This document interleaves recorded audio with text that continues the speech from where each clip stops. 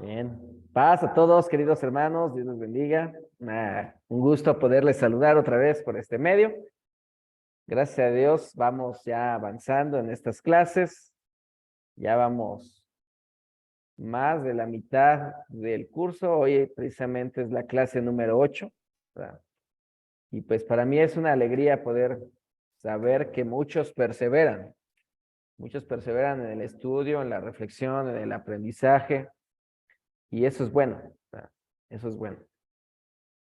Muy bien, hace 8 días vimos un poco en relación al canon, no sé si recuerden, ¿verdad? Y bueno, se me olvidó recomendarles un libro que se llama La Biblia Judía y la Biblia Cristiana de Julio Trevole. Entonces, los que quieran profundizar un poco más en este asunto pueden leer ese libro. Si lo tengo, se los envío. Creo que sí lo tengo, nada más que ahorita mi disco duro está averiado. En cuanto lo arregle, pues ya tendré más material en abundancia. Ahorita estoy un poco limitado en cuanto a material, ¿verdad? Pero bueno, si ustedes pueden leer o pueden conseguir ese libro, eh, va a ser excepcional. La Biblia judía y la Biblia cristiana. Y ahí habla un poco acerca de la formación, las lenguas que se utilizan, el origen de estas literaturas. Muy bien, no sé si tengan preguntas, comentarios respecto a la clase pasada, sobre todo preguntas, 100 preguntas de algo que no haya quedado claro o cualquier cosa. Sería interesante saber cómo van en sus reflexiones. Nadie. Muy bien. Bueno, todo quedó claro. Todo quedó claro. Excelente. Muy bien, pues hoy vamos a ver un poco de la teología del mundo juánico, la teología juánica, del mundo de la teología juanina. Y antes de iniciar esta reflexión, yo quiero decirles que en, en el Nuevo Testamento no hay, y esto debe de quedar muy claro para todos, no hay un pensamiento lineal que dirija todo el Nuevo Testamento. Durante todo el Nuevo Testamento nos vamos a dar cuenta que hay diferentes formas de comprender a Jesús, hay diferentes formas de entender el pecado, hay diferentes formas de entender la cuestión del mandamiento, y hay infinidad de posturas respecto hacia judaizar o helenizar o qué hacer con este movimiento llamado cristianismo que están haciendo. Entonces, desde el principio debemos de tener claro que el Nuevo Testamento es un rompecabezas, es, vamos a llamar así, un cuadro pintado con una diversidad tan vasta que en ocasiones es un tanto difícil comprender. ¿Por qué? Porque hay muchos posicionamientos respecto a la fe. No hay un solo lineamiento, no hay una línea de pensamiento que dirija al cristianismo, como a veces se da a entender o como a veces se piensa, ¿verdad? Sino que hay infinidad de formas de pensar respecto a esto. El Nuevo Testamento está plagado de diversidad, está plagado de diversidad. Y eso a nosotros nos debe de ayudar a entender que el Nuevo Testamento debe de leerse de manera diferente. Por ejemplo, solamente por poner un ejemplo, yo les preguntaría a ustedes, ¿cómo murió Judas? ¿Cómo murió Judas? ¿A quién quiere responder? ¿Cómo murió Judas? Ya nadie sabe. Dice que fue y se ahorcó, hermano, y que todas sus vísceras se desparramaron en la tierra. Bueno, ahí una dice que ahorcado, ¿Cuál es el evangelio que dice que se ahorcó? ¿Lucas o Mateo? Ya no sabes, ¿verdad? Hay dos versiones de la muerte de Judas. No sé si sepan. Hay dos versiones. Por ejemplo, Mateo, exactamente, Mateo es la que dice que se ahorcó. Y si ustedes van allá, en Mateo, dice que esas 30 monedas de plata, ¿qué hizo con ellas? ¿Qué hicieron con ellas en Mateo? Compró a la tierra donde fue ahorcado. ¿Esa es Mateo o es Lucas? La que dice el hermano Noé. Ahí sí estoy confundido, mi hermano, porque Exactamente. una Exacto. versión dice que con ese dinero compró la tierra y la otra versión dice que fue y arrojó las monedas en el templo. Exactamente. Fíjense, hay dos versiones. En Mateo, fíjense, es interesante lo que les voy a decir. En Mateo, como va dirigido para judíos, quieren relacionar a Judas como un personaje muy cercano a Jesús y que de alguna manera se ahorca. Y en el Antiguo Testamento hay un personaje igual muy cercano a David que traiciona a David y termina de la misma manera. En el Evangelio de Lucas o en el libro de los Hechos, que es lo mismo, Judas, con el dinero de las 30 monedas en Lucas, se compra un terreno y aparte se revienta por la mitad y se desparraman todas sus entrañas, ¿verdad? Hay dos versiones de la muerte de Judas. ¿Por qué? Porque están teologizadas. Y así podríamos abordar otros asuntos del Nuevo Testamento para que podamos ver que las teologías que implementan tienen una razón y una intención. No hay un pensamiento lineal. En el Nuevo Testamento hay una gran y vasta diversidad, ¿verdad? Hay una gran y vasta diversidad. Por ejemplo, en el Evangelio de Juan no se narra la cena del Señor. Se narra el lavamiento de los pies, pero no propiamente la cena del Señor. La cena del Señor es una tradición que viene de la teología matiana, la teología lucana, que es más del apóstol Pablo, pero en la teología juanina no hay un evento como tal. ¿Cómo ven?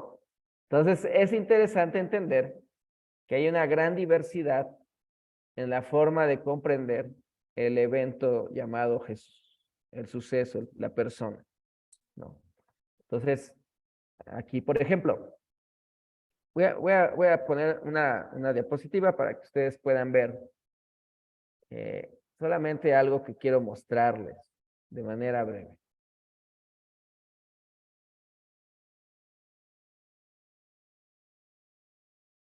A ver si lo tengo aquí.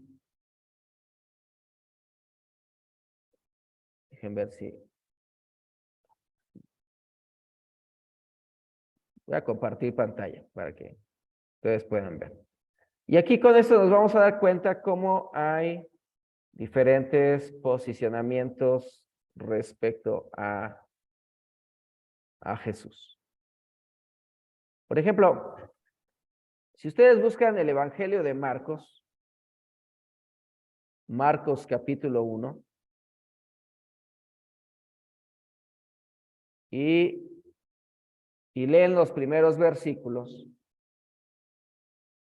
Fíjense, esto que les voy a enseñar es interesante y aparte a nosotros nos debe de decir mucho. Ahí va, Marcos capítulo 1, verso 1. Dice, comienzo del Evangelio de Jesucristo, el Hijo de Dios. en donde el evangelista Marcos, ¿en qué contexto, en qué marco, en qué suceso dice que inicia el ministerio de Jesús? ¿O cuándo inicia la manifestación de Jesús como tal, como un personaje? ¿En qué momento? ¿En relación a qué evento? ¿O con qué personaje está conectado ahí? Principio. ¿De quién empieza a hablar luego? Después de esos versos. Isaías. Isaías, pero específicamente en su contexto de Jesús, ¿quién es el personaje, el que se le llama Elías? Juan el Bautista. Juan el Bautista, exactamente.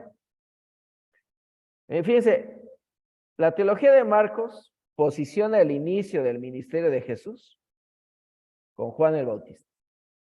No habla de su niñez, no habla de su genealogía, no habla de nada. Para el evangelista Marcos, Jesús inicia su ministerio y descubre su vocación en el contexto de Juan el Bautista. Ahora, vamos al Evangelio de Mateo. Busquen Evangelio de Mateo, capítulo 1 y verso 1. Nada más vamos a leer el verso 1. ¿Qué dice? Alguien que me ayude a leer. Mateo 1:1. ¿Qué dice? No se amontonen, no peleen por participar. Mateo 1. Perdón, adelante. Adelante, hermana Rosa, ya lo Ok. sabía. Bueno, capítulo 1, verso 1 dice el libro de la genealogía de Jesucristo, hijo de David, hijo de Abraham. Ahí está. ¿En dónde inicia, según el evangelista Mateo, Jesús? ¿Dónde inicia? Desde David. Su origen. Desde Abraham y David, ¿no? Fíjense, ¿por qué? Porque para los judíos es muy interesante y muy importante posicionar a Jesús más atrás. ¿Pero a partir de dónde? A partir de Abraham. A partir de Abraham, acuérdense, a partir de Abraham. Y ahí lo conectan con David. Ahora, vamos al capítulo 3 de Lucas. Fíjense.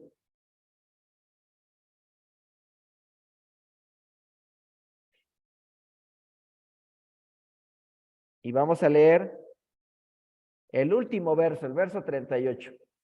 Ahora sí, alguien más que me ayude a leer el verso 38. Enos, Set, Adán, Dios. Ahí está. Ahora, ¿a dónde está el comienzo de Jesús? Con Dios, pero lo conectan con Adán, ¿se dan cuenta?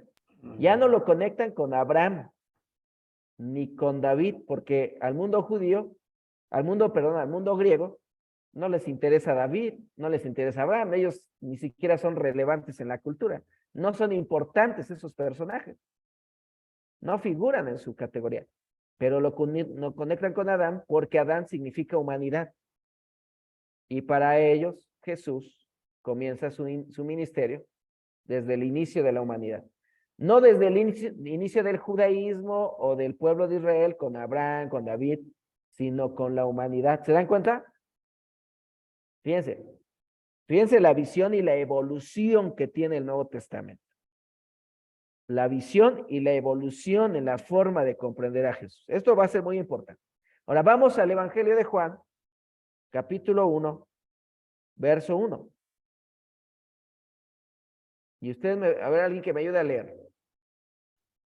En el principio la palabra ya existía. La palabra estaba con Dios y la palabra era Dios. Ahí está. Continúa. A ver, así ayúdanos a leer hasta el verso 4. Ok. El que es la palabra existía en el principio con Dios. Dios creó todas las cosas por medio de él y nada fue creado sin él.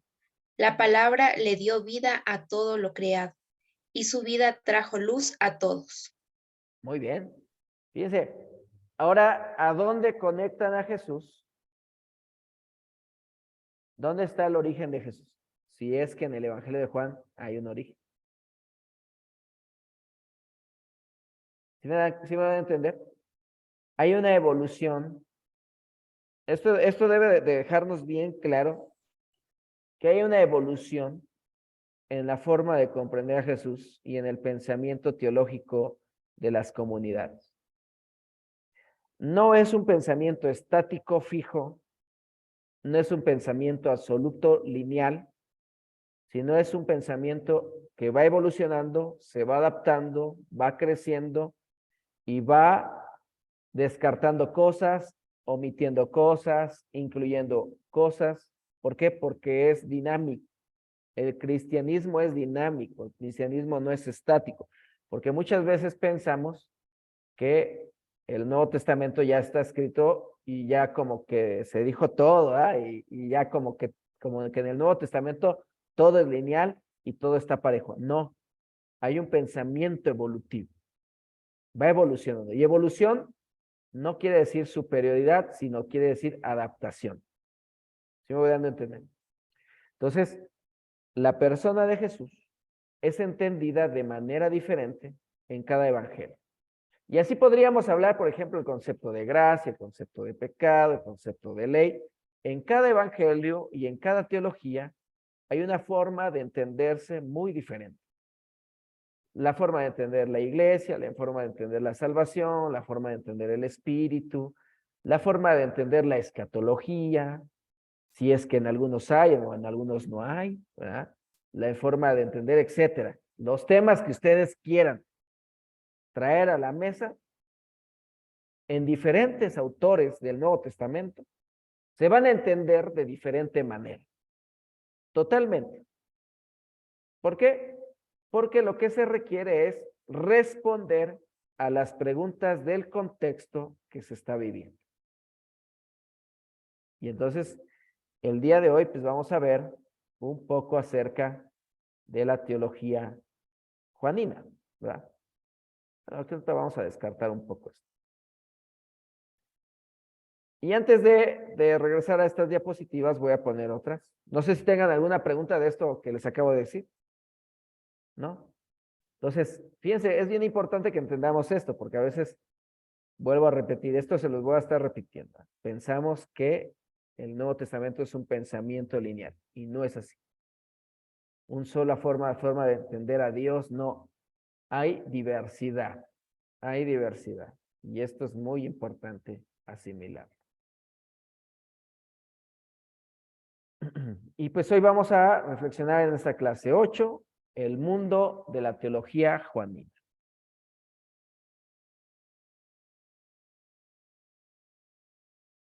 El objetivo del día de hoy es comprender los énfasis e intenciones teológicas de la teología juanina con la finalidad de trazar líneas pastorales para la vida práctica eclesial. Fíjense, el día de hoy vamos a tratar de comprender la teología juanina. Ahora, para comenzar, para Juan, Jesús no es un simple carpintero galileo, sino Dios mismo. La palabra divina que desciende a la tierra por un breve tiempo para revelar al Padre a todos aquellos que viven en las tinieblas. No sorprende quizás que los críticos y la mayoría de los estudios recientes han casi ignorado completamente a Juan.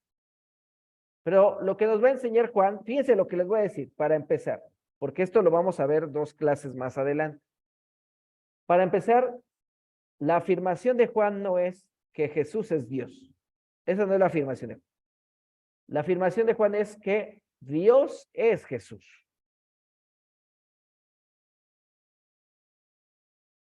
Hay una enorme diferencia entre decir Jesús es Dios a Dios es Jesús. Pero se los dejo así para que lo vayan asimilando, vayan pensando a qué se refiere. Hay una gran diferencia en decir, porque es un poco absurdo decir Jesús es Dios. Es más correcto decir es Dios es Jesús. Y lo vamos a profundizar. Esa es la afirmación de la teología juanina. La teología juanina no ve a Jesús como un simple hombre carpintero, sino lo ve como Dios actuando en la tierra. Y vamos a hablar un poco del autor.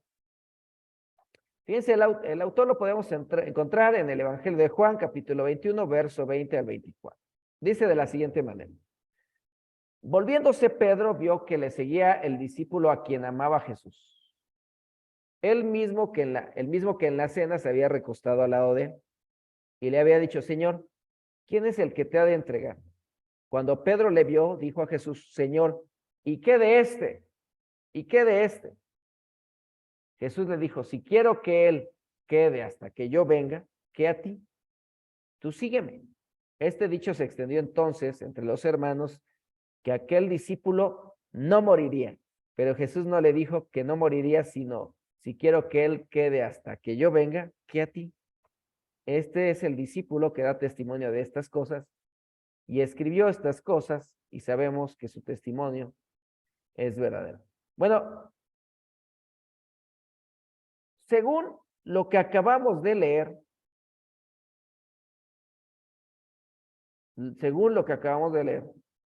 el autor del Evangelio de Juan simple y sencillamente es un personaje llamado, o se le llamaba, el discípulo amado.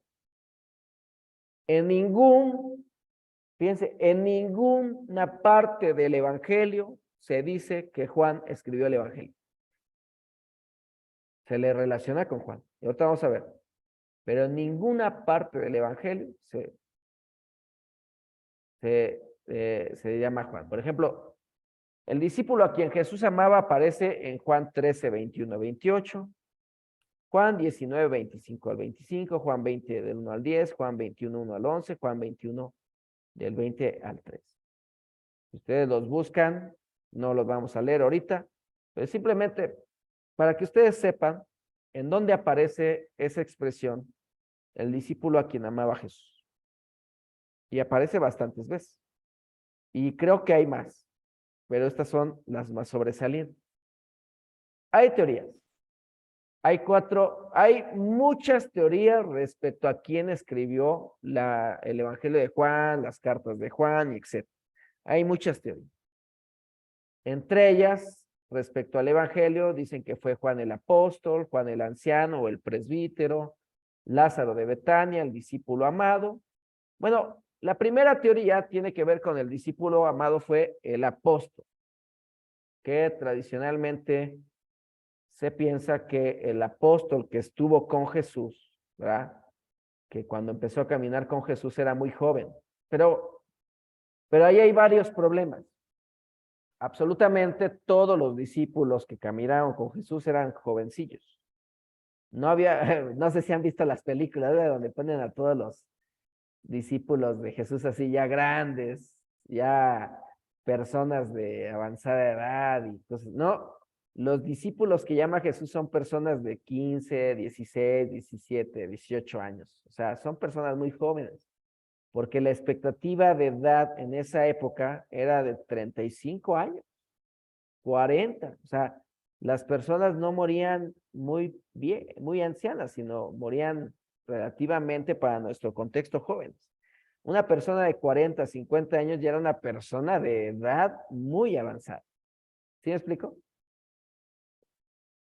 Entonces, el discípulo amado pudo haber sido cualquiera, pero muchos piensan que este personaje fue el que escribió. Pero tradicionalmente, ¿cómo fue que se llegó a entender que el discípulo o el apóstol fue el que escribió? Porque hay un personaje que se llama Ireneo de León, y él fue hasta el año, me parece, 130, 150, que menciona en uno de sus documentos que Juan fue el que escribió eso. Pero fue mucho tiempo después cuando se mencionó eso.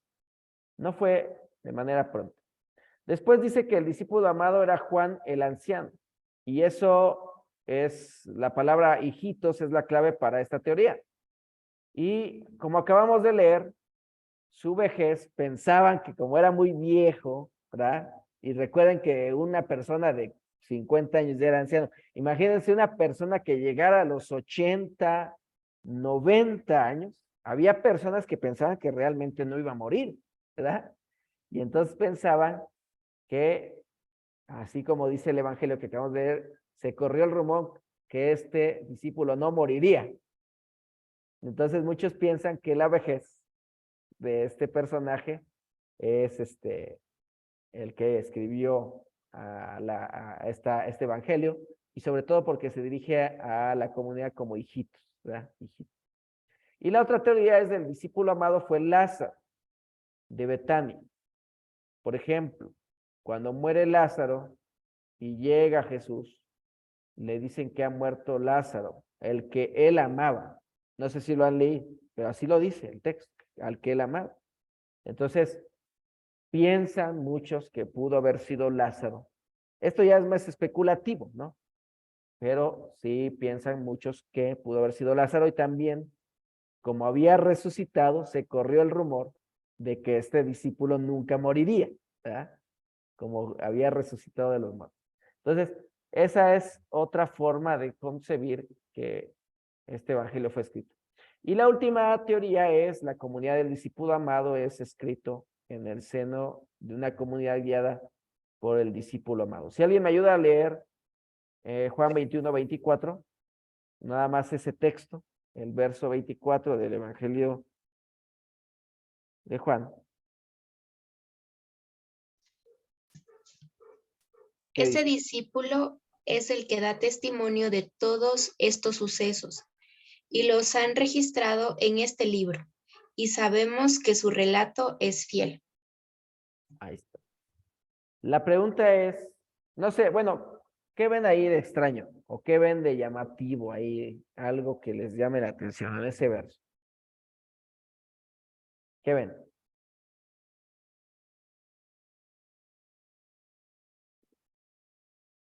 Nada, nada.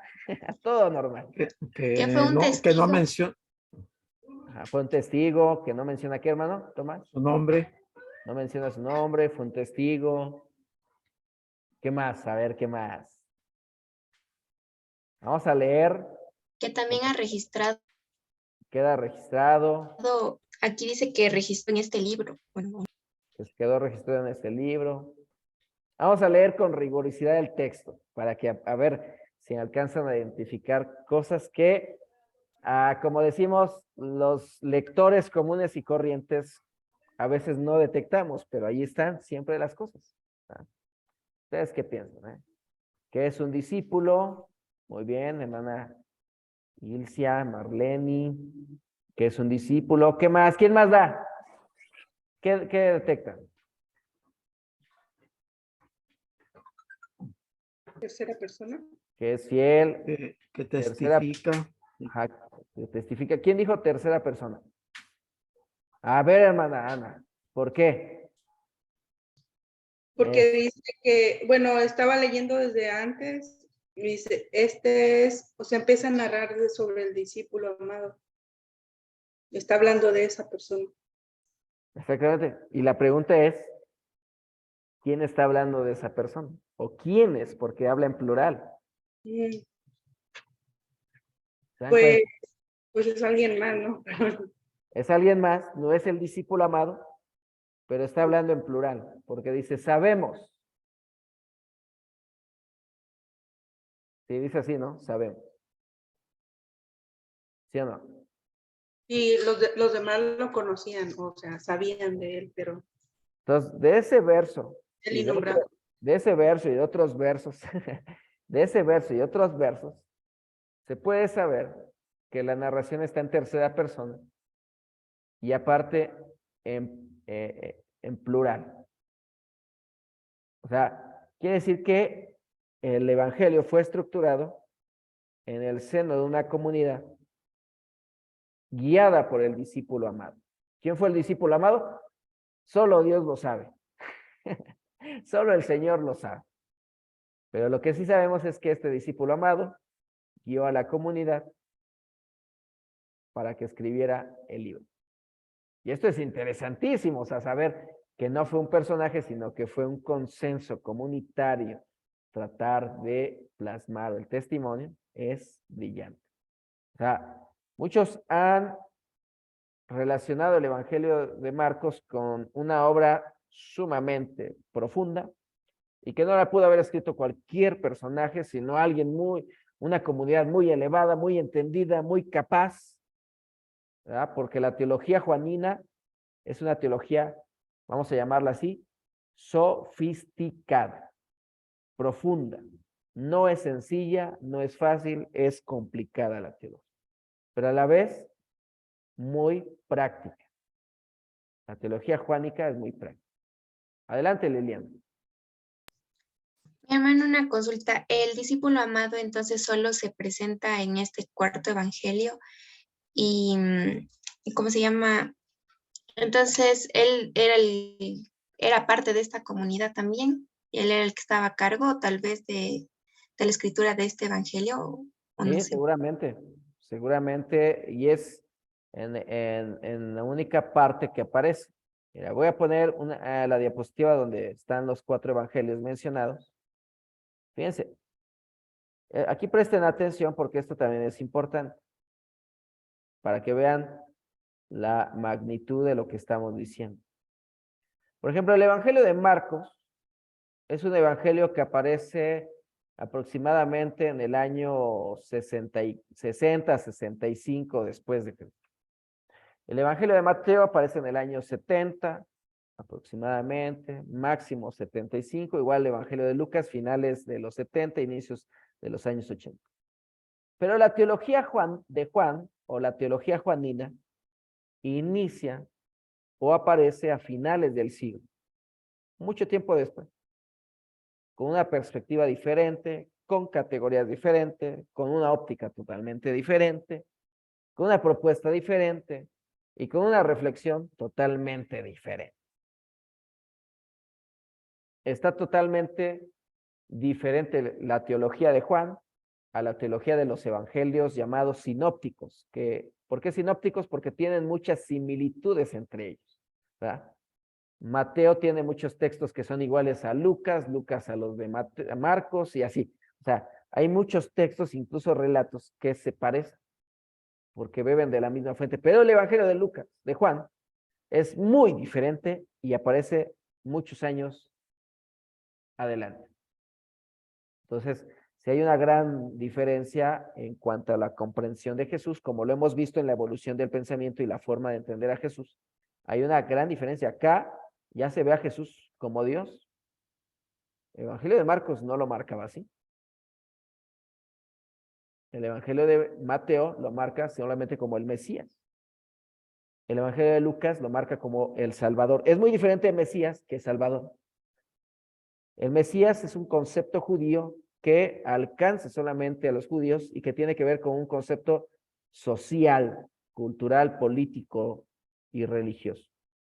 El Soter, la teología del Soter o teología del Salvador, que aparece en la teología lucana, es un concepto totalmente griego y que el concepto de salvación no lo entienden los judíos, porque no es un concepto judío, es un concepto lucano, paulino, griego. La salvación no es un concepto judío. Por eso hay una gran diferencia. Pero en cambio, la teología de Juan presenta a Jesús totalmente como Dios. Ese Dios, Yahvé, se ha hecho hombre. Yahvé se ha hecho hombre. O sea, fíjense la magnitud con la que presenta y con la agresividad teológica que se manifiesta Juan. O sea, es totalmente diferente. Para los que piensan que el Nuevo Testamento dice que Jesús no es Dios, están equivocados. Hay una teología llamada teología juanina que afirma totalmente y categóricamente que Dios se convirtió en Jesús de Nazaret. Bueno, entonces eso es lo que podría comentar, ¿no?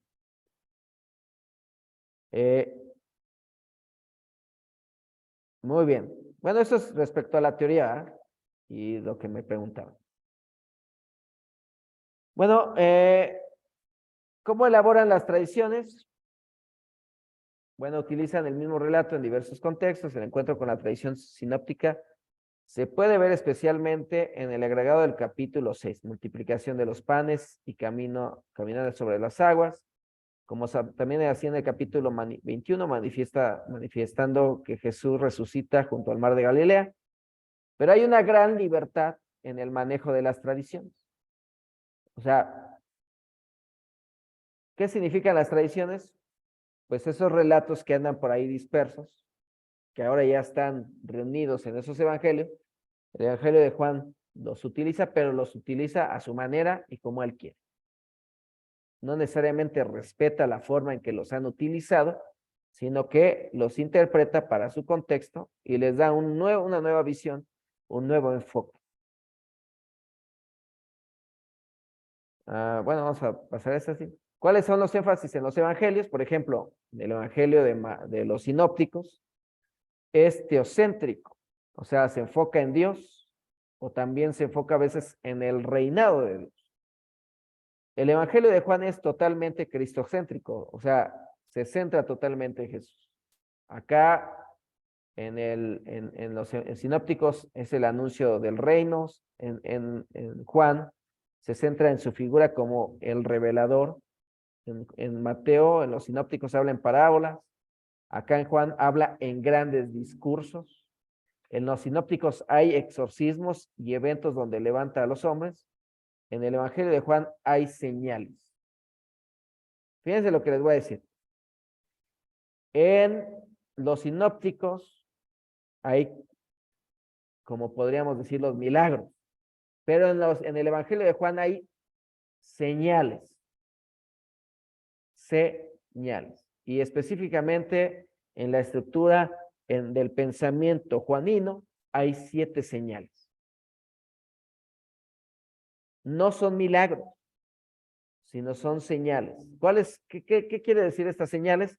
Por ejemplo, el anuncio de las señales en el Evangelio de Juan es para que reconozcan que es Dios encarnado. No está haciendo milagros, sino está haciendo señales. Fíjense, ¿cuáles son esas señales? Son estas.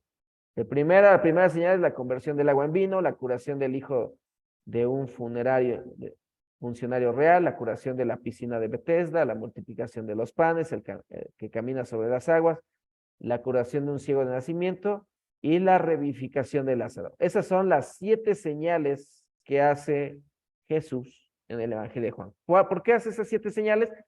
Porque lo importante en el Evangelio de Juan es que entiendan que Dios es Jesús.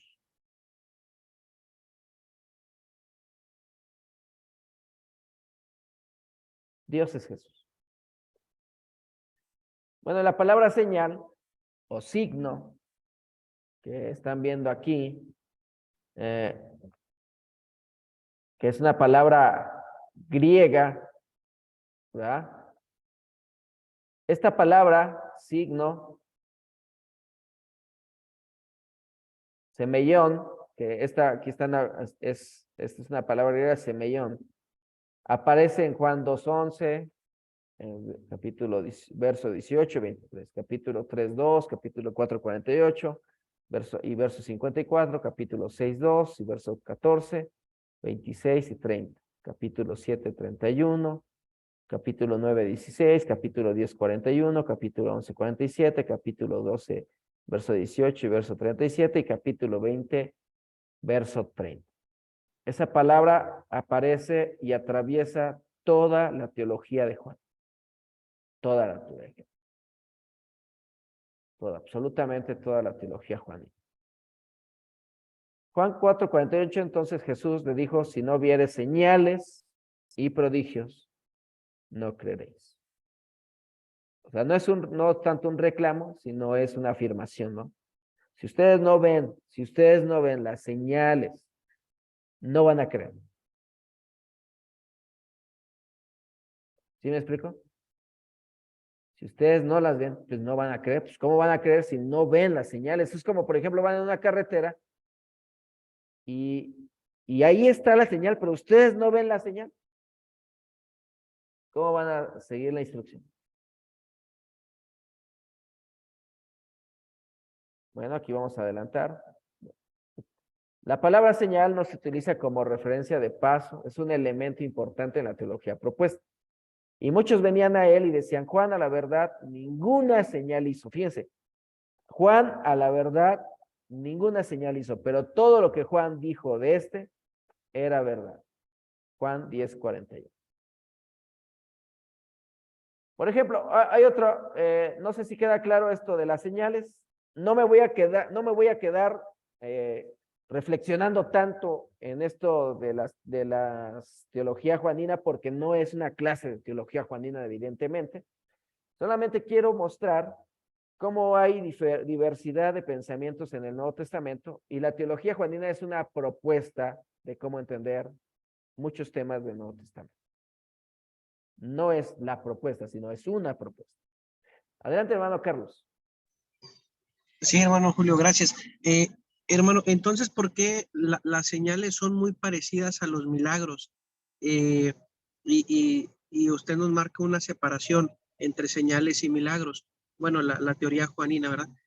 Pero ¿por qué son muy parecidas? Ahorita mencionaba algunas señales, pero que nosotros pudiéramos pensar, o que al menos, perdón, yo pudiera pensar que son milagros, como por ejemplo el convertir el agua en vino, bueno, las mismas que mencionó, ¿verdad?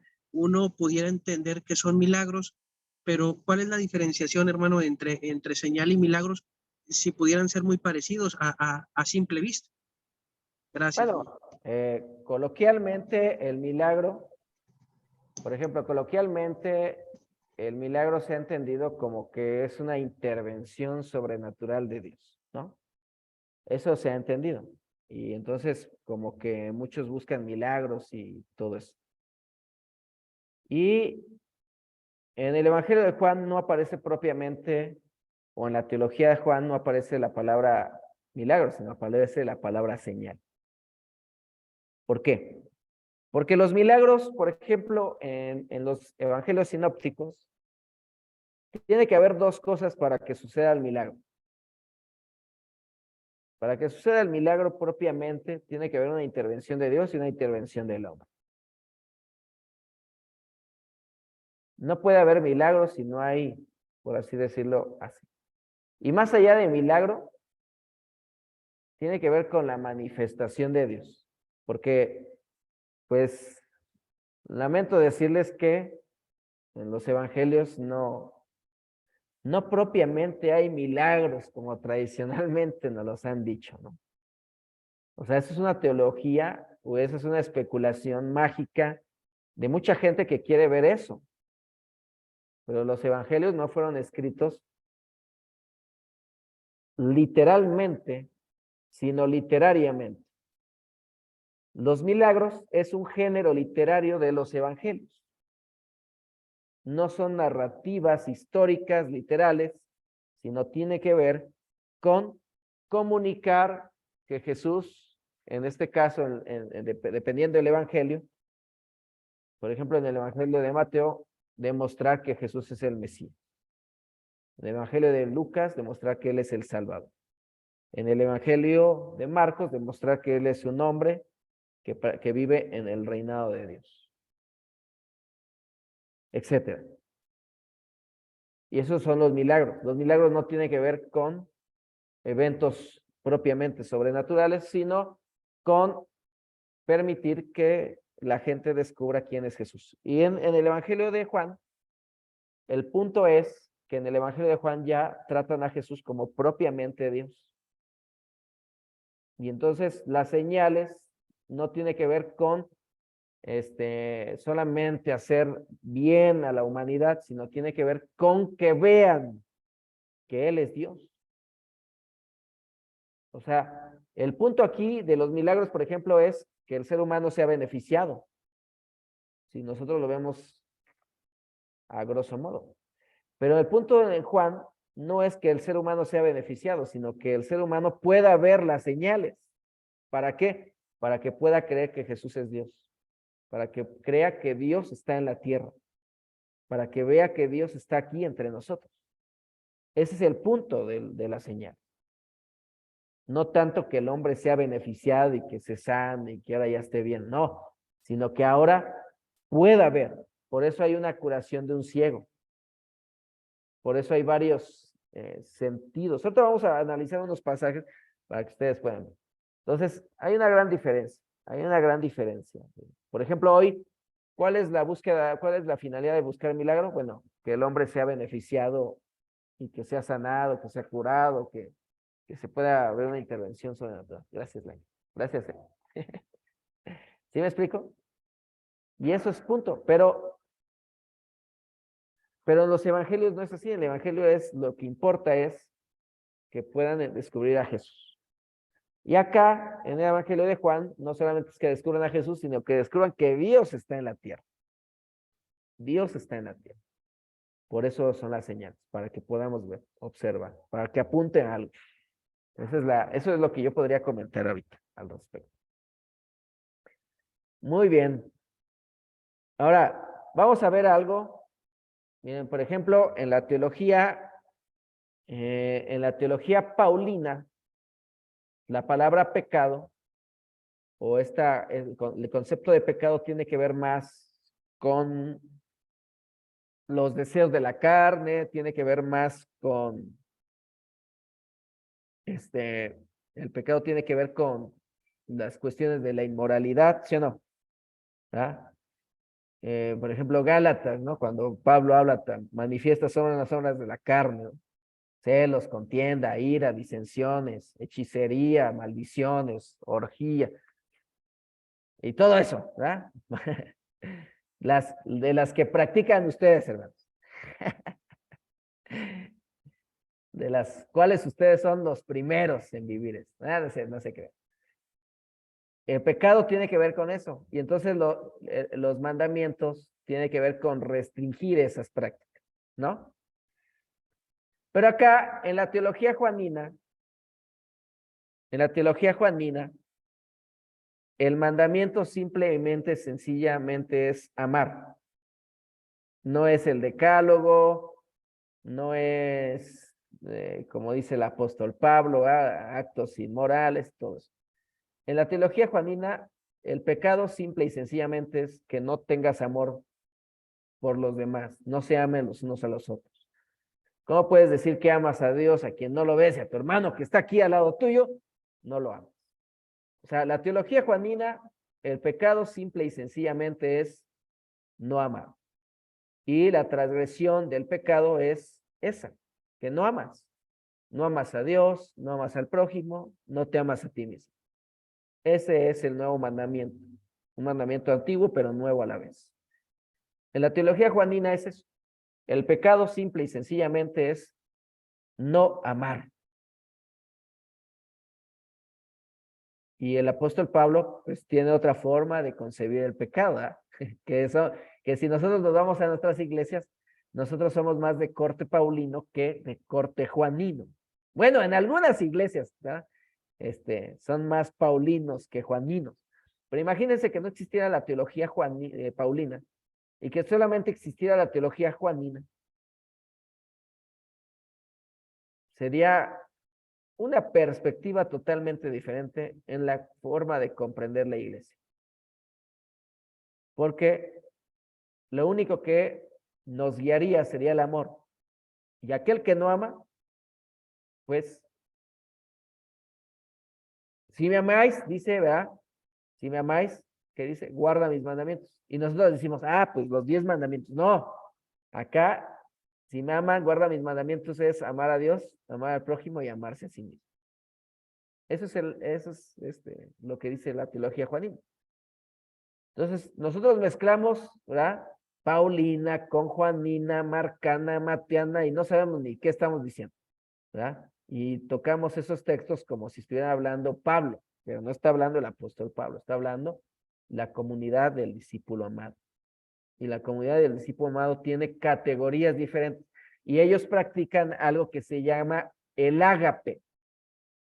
Toda la teología juanina, donde se menciona Dios es amor, ámense unos a otros, es ágape, ya sea conjugado o etcétera, ¿verdad?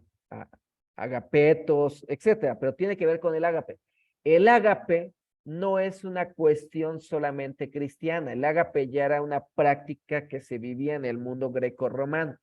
¿Qué era el ágape? El ágape era una fiesta, era una comida, era un banquete, era un festín, era un tiempo de alegría. Y la comunidad juánica le aplica esa práctica a Dios. Dios es ágape. O sea, fíjense, Dios es festivo, Dios es alegría, Dios es banquete. O sea, de alguna manera lo que está diciendo la teología juanina es que Dios comparte la alegría, la fiesta, rebosa de emoción, porque la comunidad juánica practica la fiesta del ágape, la fiesta del amor, la fiesta de la alegría, la fiesta de la compartición, de la comensalidad, del vino. Y en el trasfondo están debatiendo con los gnósticos, que a los gnósticos no les parece nada esto es demasiado carnal, porque solamente los gnósticos piensan que lo que tiene que relucir es lo espiritual. Y entonces, aplicarle la palabra ágape a Dios, pues es una total confrontación contra los que dicen que no se puede uno disfrutar, no puede gozar, porque eso es pecado, ¿no? Los docetas, los que dicen que todo eso está mal. Bueno, y en la teología juanina, eso es parte del amor. Eso es parte del amor, el compartir, el disfrutar, el estar en un banquete, en celebrar, en juntarse para hacer un festín, etcétera. Eso es el ágape. Muchos de ustedes dicen, caray, entonces yo no puedo pertenecer a esa comunidad. Efectivamente, usted no podría pertenecer a la comunidad porque usted es paulino, ¿verdad? Y los paulinos, eso es pecado. Pero para la comunidad juanina, esto es totalmente diferente. En la comunidad juanina hay una práctica del amor concreta, efectiva, visible. Y no son como los paulinos, que los paulinos son observadores de la moral del prójimo y que nada más están observando a ver si se porta bien o se porta mal. Los paulinos son así. En la comunidad juanina, lo que importa es que demuestres amor. Que demuestres amor de manera concreta. Es muy sobresaliente. Por eso acá el mandamiento solamente es amar, amar y amar. Por ejemplo, bueno, otra cosa, para poder diferenciar la teología juanina de los otros evangelios es, por ejemplo, el evangelio de Marcos presenta fundamentalmente a Jesús en Galilea y ahí comienza su ministerio sobre el llamado a sus primeros discípulos. La tradición sinóptica afirma que tuvo lugar en Galilea. Bordeando el mar vio a Simón y a Andrés largando las redes en el mar porque eran pescadores. Más adelante encuentra a Santiago y a Juan, hijos de Zebedeo, en la barca arreglando las redes. Eso está en Marcos 1, 16 al 20. Pero en el evangelio de Juan, en el cuarto evangelio, el primer encuentro, el primer llamado no es en Galilea. Y eso lo pueden ver en Juan 1, 28 al 44. En Juan 1, 28 se dice que Juan se encontraba bautizando en Betania, al otro lado del Jordán. Y en ese lugar llamado Betania, es a donde se tiene el primer encuentro de Jesús con los primeros discípulos, donde los llama al seguimiento. La expresión al otro lado del Jordán está formulada desde Jerusalén, es decir, hace referencia a la zona oriental del río en Perea. Eso lo pueden ver también en Juan 3:26 y en 10:40. ¿Cómo ven? La tradición sinóptica es diferente a la tradición juanina. Ahí véanlo, léanlo, no crean que les estoy diciendo cosas que no sé. Ahí léanlo. Compruébenlo ustedes. Miren, por ejemplo, el cuarto evangelio narra el bautismo de Jesús en Betania, al otro lado del Jordán. No, el cuarto evangelio no narra el bautismo de Jesús. No existe. No hay. Solo menciona el encuentro con Juan el Bautista, pero no menciona, claro que sí lo bautiza, pero hay diferencias de los grupos y pone de distancia a Jesús con el movimiento de Juan. O sea, en la teología juanina hay un gran distanciamiento entre Juan y Jesús y los discípulos. Bueno, vamos a adelantar esta. Fíjense, el Evangelio de Marcos se escribe desde acá, desde la zona norte, o la tradición sinóptica, o lo que veíamos, posiciona a Jesús en el inicio de su ministerio, llamando a sus discípulos en el norte. Pero la tradición juanina los pone en el sur. ¿Por qué? Bueno, sencillamente porque seguramente hay muchos de esta comunidad que pertenecen a esa zona. Y hay que acomodar y ajustar la teología para las personas de esa zona. No tiene ningún problema, ¿se dan cuenta? No tiene ningún problema en adaptar, modificar, corregir, cambiar, transformar, porque lo que importa es resaltar la teología y no tanto los datos. El movimiento de Juan el Bautista fue más fuerte en Jordán que en Galilea. Y entonces ahí hay una discusión, ¿verdad? Bueno, hay otras diferencias aquí respecto a los discípulos. No se menciona que sean pescadores y se sostiene que son discípulos de Juan el Bautista. Explícitamente se lo define como tal Andrés, el hermano de Pedro. A diferencia de Marcos, el primero en confesar a Jesús, como decía, es Andrés, no Pedro. Y en el momento del primer encuentro. Para Marcos, la confesión mesiánica de Pedro ocurre después de un tiempo de seguimiento y Jesús le prohíbe que lo divulgue. En el cuarto evangelio, por el contrario, lo reconoce también la samaritana, también Marta, ¿verdad? Para el cuarto evangelio, respecto a su muerte, Jesús muere el día de la preparación de la Pascua, en el momento del sacrificio de los corderos pascuales. Para los sinópticos, Jesús muere el día después del sacrificio de los corderos y no le quiebran las piernas. Por ejemplo, respecto a las fiestas, en el cuarto evangelio presenta el ministerio de Jesús haciendo referencia a las fiestas judías, Pascua, hay una fiesta sin precisar, las tiendas y la dedicación.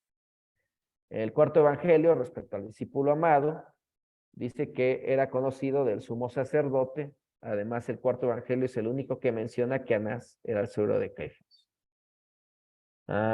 Bueno, vamos a dejarle aquí y vamos a un recesito, hermanos, y regresamos, ¿vale?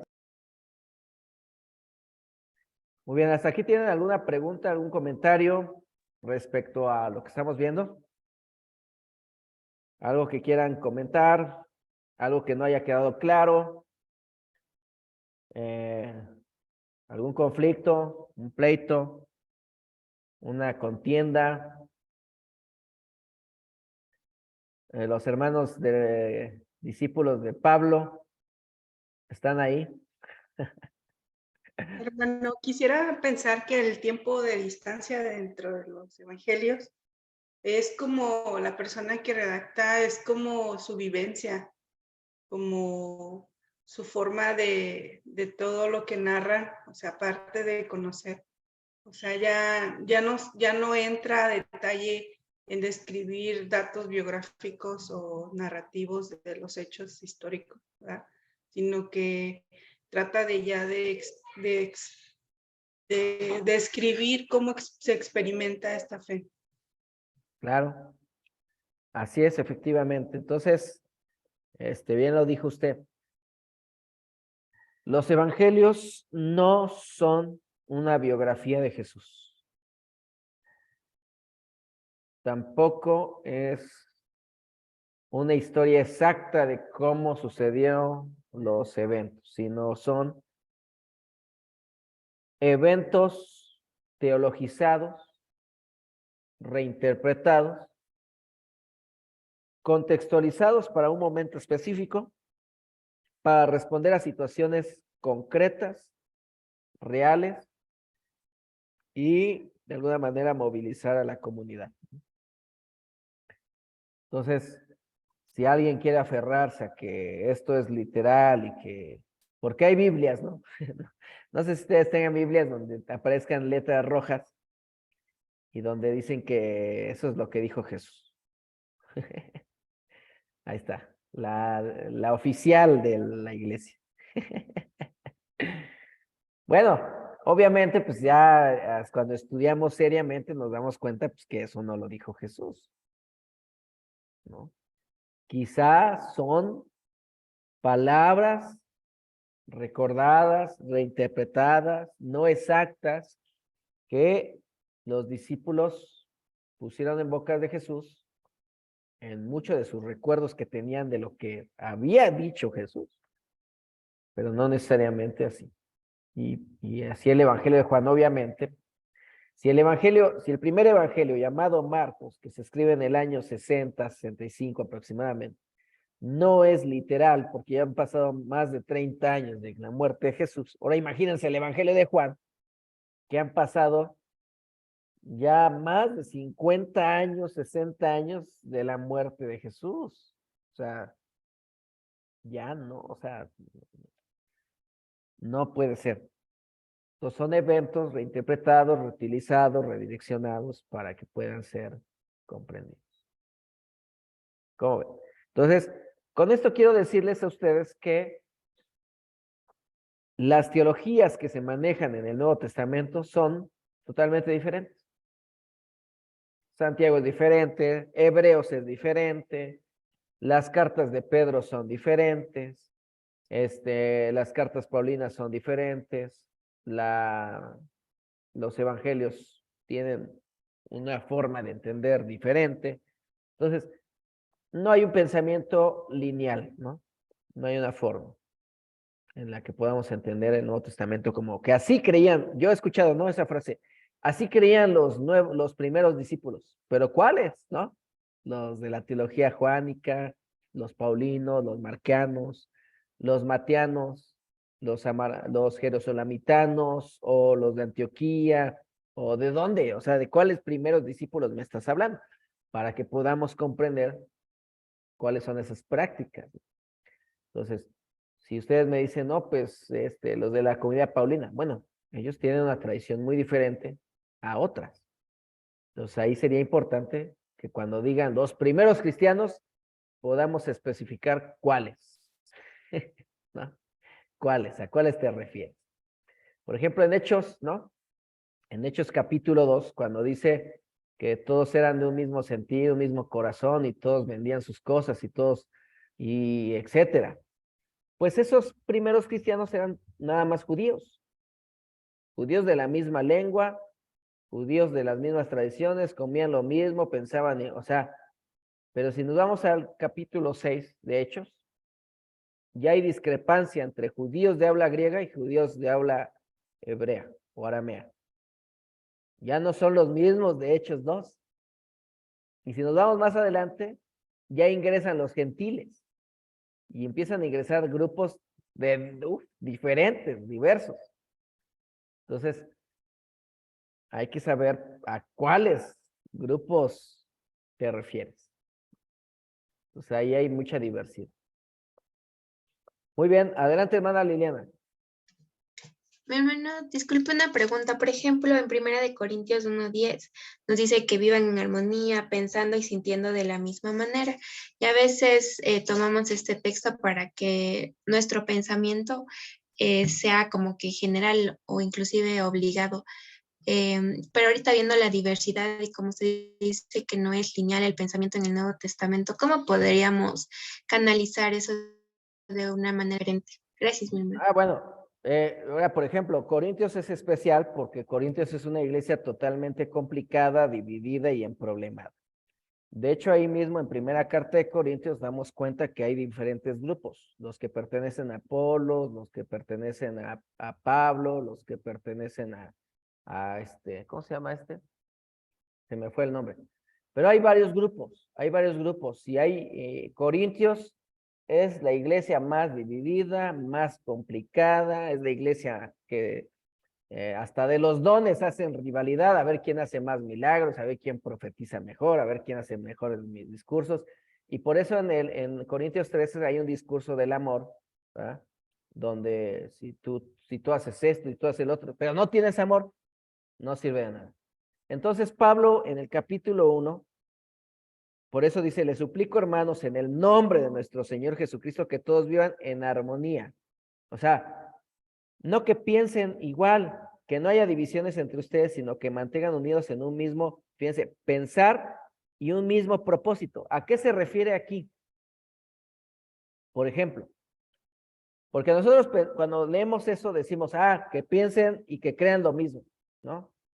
Pero el mismo pensar tiene que ver con que lleguen a acuerdos de tal manera que la forma en la que ven los dones, porque ese es el punto que se está discutiendo aquí, ven los dones o como ven la iglesia, no les cause divisiones, sino que lleguen a pensar de tal manera que las prácticas que tienen y la forma que han comprendido la iglesia, el cuerpo de Cristo, los mantenga unidos, no tanto doctrinalmente, sino en la forma de comprender o de pensar la iglesia, en la forma en la que es el cuerpo de Cristo.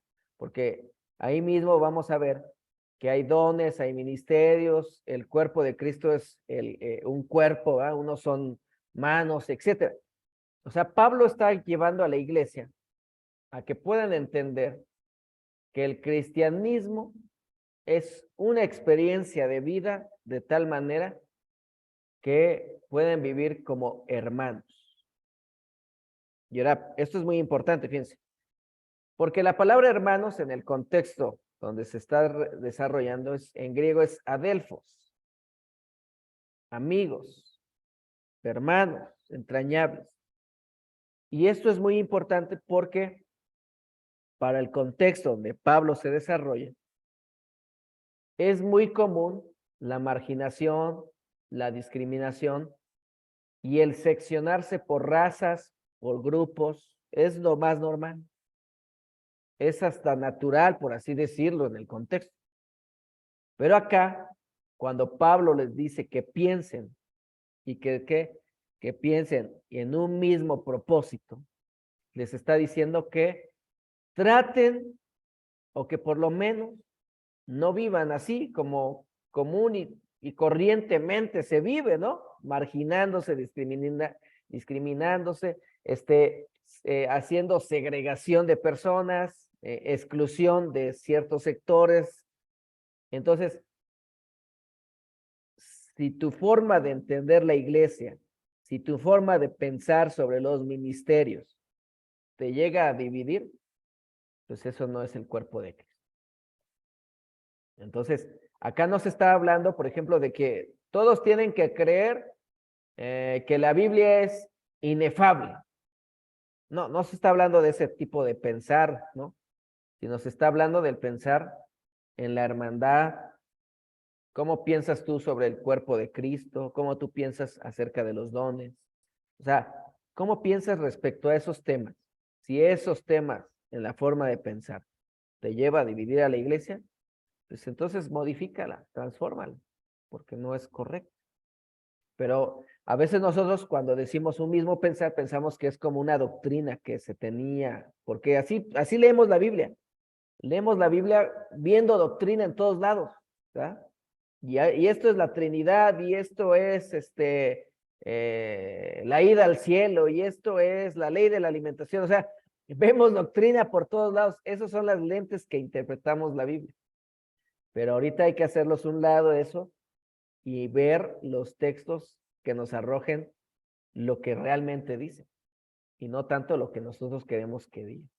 Entonces ahí a eso se refiere. Y también el apóstol Pablo muchas veces va a insistir, sean de un mismo sentir, sean de un mismo sentir, que se relaciona a esto, ¿no? A la hermandad, a la hermandad, a la hermandad. Bueno, pero eso es en la teología paulina. Muy bien. ¿Alguna otra pregunta, algún comentario que tengan aquí a expresar? Si no, me gustaría interpretar algunos textos con ustedes. ¿No? ¿Ni una? Bueno, vámonos. Abran su Biblia en el Evangelio de Juan, capítulo 2, verso 1 al 12. Que alguien me ayude a leerlo. Capítulo 1 de Juan, verso 1 al 12. Esta es la primera, ¿acuerdan? Estas son las señales, ¿se acuerdan de las señales? Vamos a ver la primera señal. A ver, alguien que lo lea. No se amontonen. Primera de Juan, perdón, ese Evangelio de Juan, capítulo 1, ¿verdad? Capítulo 2, Ah, perdón, el verso capítulo. 1 al verso 12. Ahí voy, ok. Adelante. Dice, al tercer día se hicieron unas bodas en Caná de Galilea y estaba ahí la madre de Jesús. Y fueron también invitados a las bodas Jesús y sus discípulos. Y faltando el vino, la madre de Jesús le dijo, no tienen vino. Jesús le dijo, ¿qué quieres conmigo, mujer? Aún no ha venido mi hora. Su madre dijo a los que servían, haced todo lo que os dijere. Y estaban ahí 6 tinajas de piedra para agua, conforme al rito de la purificación de los judíos, en cada una de las cuales cabían 2 o 3 cántaros. Jesús les dijo, llenad estas tinajas de agua, y las llenaron hasta arriba. Entonces les dijo, sacad ahora y llevadlo al maestresala, y se lo llevaron. Cuando el maestresala probó el agua hecha vino, sin saber él de dónde era, aunque lo sabían los sirvientes que habían sacado el agua, llamó al esposo y le dijo, todo hombre sirve primero el buen vino, y cuando ya han bebido mucho, entonces el inferior, mas tú has reservado el buen vino hasta ahora. Este principio de señales hizo Jesús en Caná de Galilea y manifestó su gloria, y sus discípulos creyeron en él. Después de esto, descendieron a Capernaum, él, su madre, sus hermanos y sus discípulos, y estuvieron ahí no muchos días. Excelente, hermana, muchas gracias. Ahora les voy a preguntar, ¿qué saben de este texto? ¿Qué han escuchado? ¿Cómo lo han interpretado? Yo sé que aquí hay muchos líderes, ¿verdad? Y me gustaría escuchar, pues, ¿qué saben de esto? A ver, los escucho. O yo les pregunto o ustedes participen. Y a los de la cámara apagada les preguntamos. Sí, eso. Bueno, a ver, hermanos de cámara apagada. Hermano Julio. Ah, eso, ya salió. Adelante, hermano Carlos. Adelante. Sí, hermano, bueno, ese es bueno, lo he escuchado, inclusive yo lo he aplicado en las ceremonias de boda, en cuando pues Dios puede ser nuestro proveedor, así como pues en esa ocasión Dios proveyó del vino, ¿verdad? Y yo recuerdo haberlo escuchado una ocasión en una aplicación en una boda, y recientemente me tocó oficiar una boda y lo apliqué porque, vaya, vi que pudiera ser un buen mensaje, ¿verdad? Para lo que viene siendo este tipo de ceremonias. Yo lo he aplicado así, hermano Julio, lo he escuchado de la misma manera y lo he escuchado pues en base a los milagros, ¿verdad? Que hizo Jesús, que ahora entendemos que son señales, ¿verdad? A lo que usted nos acaba de enseñar. Pero sí, yo lo he aplicado en bodas de ceremonia, hermano. Muy bien. Bueno, qué curioso, nunca había pensado eso, que aplicarlo en una boda. Está interesante. Muy bien, excelente, hermano Carlos. A ver, ¿quién más, hermanos? A ver, ahí, por ahí, los que andan y no andan acá. No, sí estamos aquí, hermano, solo que no enciendo mi cámara porque tiene fallas, hermano Julio. No, ya nos había comentado. Sí, bueno, pues es una señal de Dios para sus hijos, en la cual muestra la provisión que nunca falta, donde Dios está, donde Cristo vive, hay provisión de todo. Y aquí lo que todavía no logro entender por qué se habla de una primera señal, porque es una de las primeras señales, hermano Julio, aquí en el Evangelio de Juan, porque se le da importancia para mí como relevante cuando prácticamente inicia el ministerio del Señor Jesús. Pero no logro todavía comprender por qué esa importancia, habiendo otras manifestaciones del amor de Dios para con nosotros. Sin embargo, bueno, pues yo lo entiendo y así lo he aplicado como la provisión que Dios da, y ahí donde nosotros mostramos también y sentimos el amor de Dios, y podemos mostrar, porque también aquí se ve que el esposo o los recién casados o la familia de los recién casados, bueno, pues proveyeron en base al deseo del corazón de ellos para que los invitados fueran agasajados, porque era una fiesta, una fiesta que se celebra con mucho júbilo, ¿sí? Porque el matrimonio judío, bueno, pues tenía esa relevancia para el pueblo, porque pues es la provisión no solo del vino, del alimento, sino de los hijos que bueno, dentro del matrimonio son una bendición. Así lo he explicado, hermano. Muy bien, gracias, hermano. Interesante. Bueno, muchos lo relacionan ahí con el matrimonio. Está interesante eso, no lo había pensado así, pero bueno. En lo particular, yo nunca predicaría este texto en unas bodas, ¿verdad? En lo particular, porque Pero ¿estamos bien o estamos mal, hermano Julio? bueno, sí es diferente, o sea, sí es el trasfondo, sí, evidentemente, ahorita lo van a ver, es diferente. Tiene que ver más con la señal de que Dios es Jesús y más allá de, porque miren, aquí el centro, ¿quién es? ¿Los novios o Jesús? Y si nosotros, por ejemplo, interpretamos el texto poniendo en el centro de atención y la interpretación de los novios, ya se pierde la señal. Ya no hay señal. Estamos haciendo, como decimos, ¿no? Eisegesis, o sea, poniendo nuestras categorías en el texto. A ver, adelante, hermana Ana. Bueno, yo hice un análisis sobre el capítulo 4 de la otra vez le comentaba, y bueno, lo que yo vi que Jesús no buscaba pues que se le viera como algo extraordinario o sensacionalista, sino que lo que se refleja es indicar, ¿verdad?, que no nada más lo vieran lo que se veía, ¿verdad?, a simple vista, sino era despertar la fe, y que supieran, ¿verdad?, cuál era su propósito. Y bueno, las señales, no, yo lo que estudié fue la señal número 2, pero esta es la primera. Exacto. Muy bien. Que se me olvidó enviarle mi opinión, hermana. Disculpe.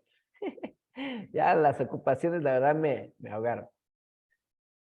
Pero fíjense, acá, por ejemplo, hay varios puntos, ¿no? Por ejemplo, el diálogo que tiene con María, su madre, la transformación del agua en vino, ¿verdad? Se acaba el vino, en una boda se acaba el vino. El punto aquí es el vino también. La pregunta, ¿qué significa el vino? ¿Y por qué el vino? ¿Y por qué en una boda? ¿Y por qué en una boda, en una celebración, se acaba el vino? Esto hay que reflexionarlo porque de ahí está, ahí está el punto para entender la señal, ¿no? Y ahora, por ejemplo, hay que dejar bien claro, Sí, exactamente. Una forma de entender es el amor, ¿no? Pero hay que dejar bien claro que el Evangelio de Juan no tiene en mente, fíjense lo que les voy a decir, el Evangelio de Juan no tiene en mente a público judío. Aquí no le está hablando a judíos. O sea, todas las formas de interpretar judíamente este texto están invalidadas.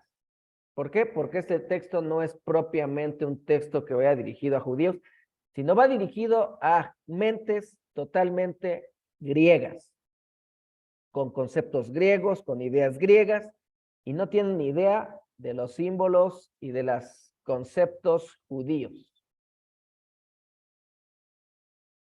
Hasta aquí vamos, ¿no? Eso en primer lugar. En segundo lugar, en el mundo griego hay dioses y diosas que están relacionadas con el vino. Están relacionadas con el vino. El vino no es jugo de uva, ¿verdad? No es juguito de uva. En la antigüedad se tomaba vino como tal, no es que muchos, por ejemplo, yo he escuchado muchos, ¿no? Por el prejuicio que se tiene en la iglesia respecto al vino, que dicen, no, es que era jugo de uvas. Eso históricamente es imposible, no existe eso. En la antigüedad no había eso de jugo de uva. Era sangre de Cristo. Era vino fermentado, era vino. No había que jugo de uva. Jesús tomaba vino. ¿Por qué? Porque era natural y común en la cultura tomar vino, porque no había agua potable como en la actualidad. Y en lugar de agua potable, la gente tomaba vino. En la antigüedad el vino no es como hoy, para ahogar las penas, para llenar el vacío existencial, para olvidarte de la traidora o del traidor, ¿verdad? Para cantar las de Vicente Fernández aquí en México, ¿verdad? Por mujeres como tú, hay hombres como yo, ¿verdad? No. El vino en la antigüedad no es como hoy, porque si no, ya hubiera existido el AA en la época de Jesús y tendrían padrinos. No hay. El vino en la antigüedad representa ciertamente el amor, representa la fiesta, representa el gozo, la alegría, representa un festín, ciertamente. El vino tiene un símbolo de comunión también, etcétera, ¿no? Y el vino se bebía por simple y sencillamente por amistad. Por ejemplo, en ese mundo, en ese contexto, era muy normal. Por ejemplo, no sé si recuerdan en el Salmo donde dice, mi copa está rebosando, el Salmo 23. ¿Ah? Mi copa está rebosando. ¿Qué quiere decir eso? Que cuando tú ibas en ese contexto, no solamente en el contexto judío, sino en todo el mundo de Oriente, Oriente cercano, Oriente Medio, en todo ese contexto, cuando tú ibas a la casa de alguien y el anfitrión le gustaba tu compañía, continuamente te estaba llenando tu copa. Pero cuando el anfitrión dejaba de llenar tu copa era una señal de que ya, shushu, vete, ya, o sea, ya no te voy a dar más vino. Pero mientras la copa se estuviera llenando, rebosando, quiere decir que se sentía una buena compañía, era aceptada la presencia, la amistad. ¿Por qué? Porque el vino era comunión, cercanía, intimidad, representaba alegría, fiesta. En el mundo greco-romano había el dios Apolos y otros dioses estaban relacionados con los bacanales. ¿Qué eran los bacanales? Los bacanales eran esos espacios donde se hacían orgías, se hacían borracheras y de alguna manera esos festines, pues, según ellos, era vincularse con su Dios, ¿no? Era una forma de vincularse, porque en la antigüedad existía la prostitución sagrada, había mujeres que de alguna manera se prostituían sagradamente, donde de alguna manera se honraba así a sus dioses, ¿no? En el mundo griego. Entonces, en el fondo hay gente griega que está llegando al cristianismo y trae estas categorías y identifica a los dioses con vino. ¿Qué es lo que está haciendo la tradición juanina? Bueno, el verdadero vino en una boda representa esas fiestas, ¿verdad? Donde según hay disfrute, hay alegría, pero se les acaba el vino. Y el vino por excelencia, el mejor vino, es Jesús.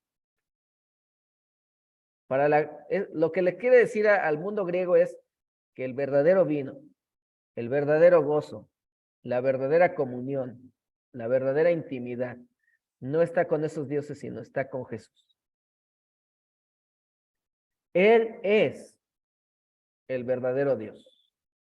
Él es el verdadero gozo, la verdadera alegría. Entonces, si nosotros nos damos cuenta del pensamiento griego que se maneja, posicionar un texto como este en ese mundo, pues es totalmente revolucionario. Porque lo que hace el escritor o la teología juanina, fíjense, no es meramente atacar a la cultura, sino transformar a la cultura desde sus categorías y desde sus categorías enseñarles a Jesús. Porque este texto es una construcción propia del Evangelio de Juan, porque no está en ningún otro evangelio, ni en ninguna otra parte. Es una creación literaria propia del evangelista Juan. ¿Por qué? Porque lo que quiere poner de relieve es que el verdadero Dios y único Dios es Jesús. Él es el verdadero vino. Y esa es la señal, esa es la primera señal, o sea, esa es la primera forma en la que el mundo griego debe de comprender que Jesús es Dios en la tierra. Está entre nosotros, está haciendo su festín, está compartiendo su vino, está haciendo la alegría, Él está expresando su verdadero gozo. Entonces, en el fondo esto.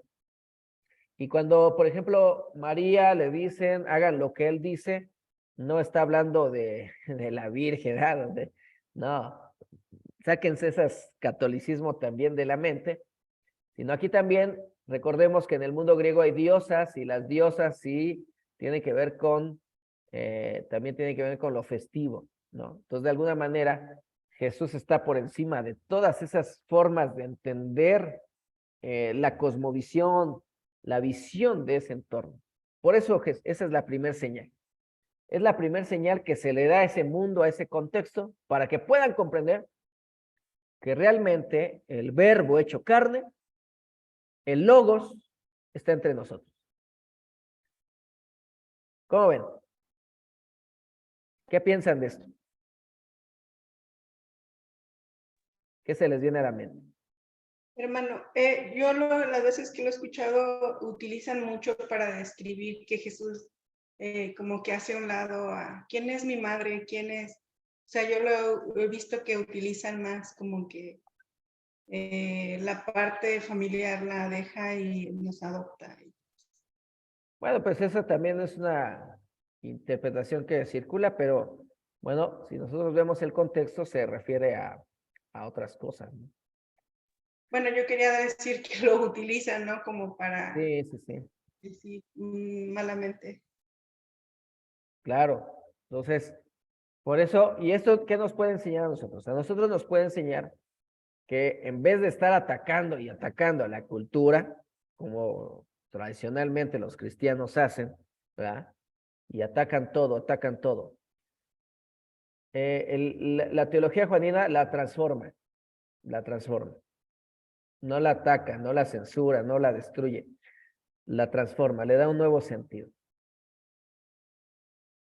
Entonces, esto es interesante porque ayuda a comprender que no se trata de destruir, sino se trata de transformar.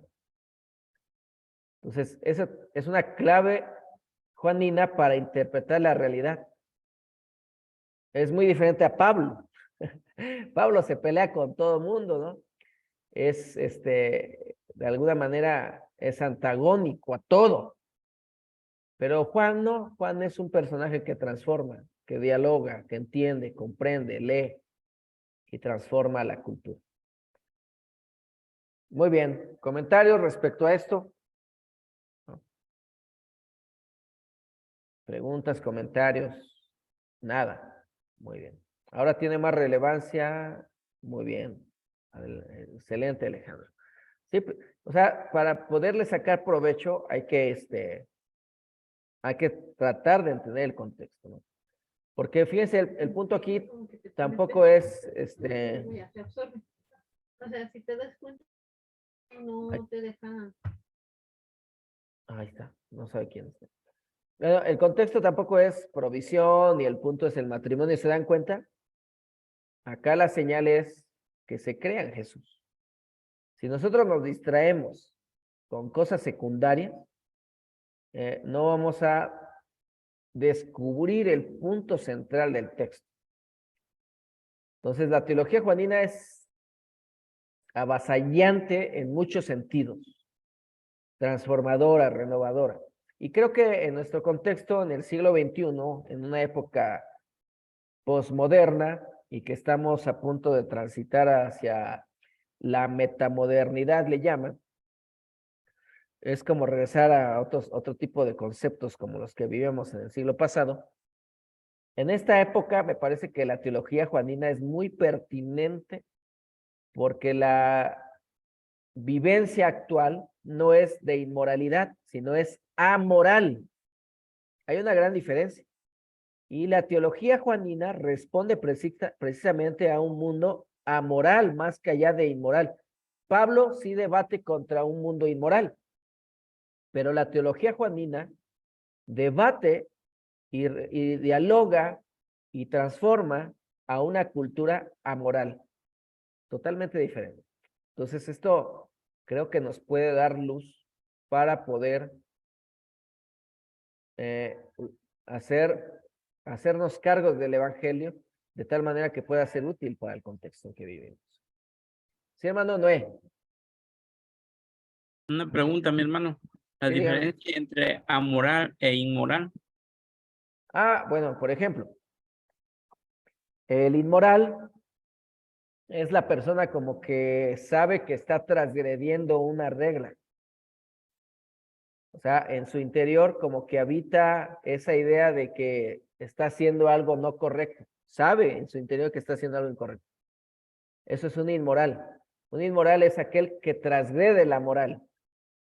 Pero el amoral es aquel que no tiene ninguna clase de culpa ni vergüenza por lo que hace. Piensa que todo es permitido, no hay nada inmoral, no hay límite. La generación hoy es amoral. O sea, no, la culpa no les hace ruido. La culpa no les genera, por ejemplo, a los que tienen 30 años en adelante, son generaciones que viven en esas categorías de lo inmoral. Pero las personas que tienen de 30 años o de 28 para abajo, así, ya son personas que crecieron en una cultura totalmente diferente, que viven en amoralidad. A menos que hayan sido cristianos, ¿verdad? De tiempo, pues viven en mucha culpa. Y eso también es patológico. Pero en el mundo secular, en el mundo común y corriente, que es la mayoría, el mundo es amoral. O sea, no hay moral. Simplemente no existe. O sea, no hay moral.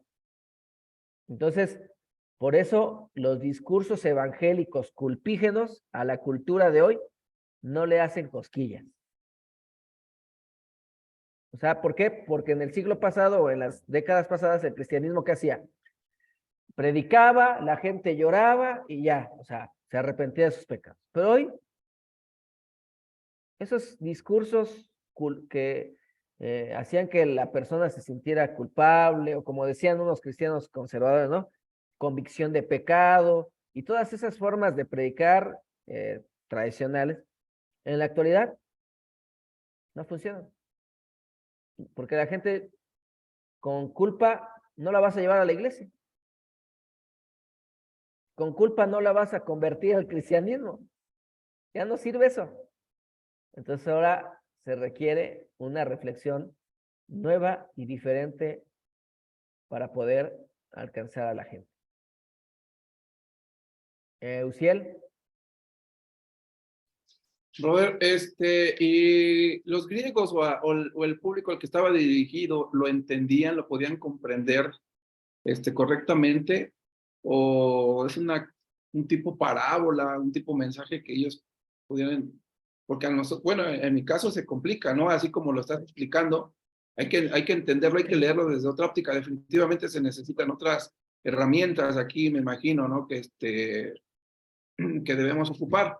Pero con lo que tú nos comentaste del vino, me imagino que también el encargado de la fiesta, que es el maestresala, también debe de tener un significado. Me imagino que también la boda en sí debe de tener un significado. ¿Todo eso lo entendían los lectores al quien iba dirigido? Sí, claro. O sea, nosotros 2000 años después no sabemos y interpretamos la Biblia, como decimos coloquialmente, como Dios nos da a entender, ¿verdad? Y esa es una realidad, ¿no? Por eso yo les preguntaba previamente esto, ¿cómo lo han interpretado? ¿Qué han dicho de esto? Y eso es una evidencia de que pues, realmente desconocemos los contextos bíblicos. Y eso es una realidad que aqueja al 99.9% del cristianismo, ¿no? O sea, esa es una realidad. O sea, vivimos en un cristianismo contemporáneo que leemos la Biblia y que le decimos a la gente, haga su lectura anual de la Biblia, aunque no le entienda, pero haga su lectura anual, ¿verdad? Es absurdo. O sea, ¿para qué leer la Biblia si hay gente que no entiende la Biblia? Y esa es una realidad. O sea, vivimos en una realidad donde la gente no entiende la Biblia. Esa es una realidad. Y entonces, pero el contexto en donde él se leía, la gente entendía perfectamente lo que estaba leyendo. Y era impresionante leer que Jesús había, en una fiesta, había hecho el vino, el mejor vino.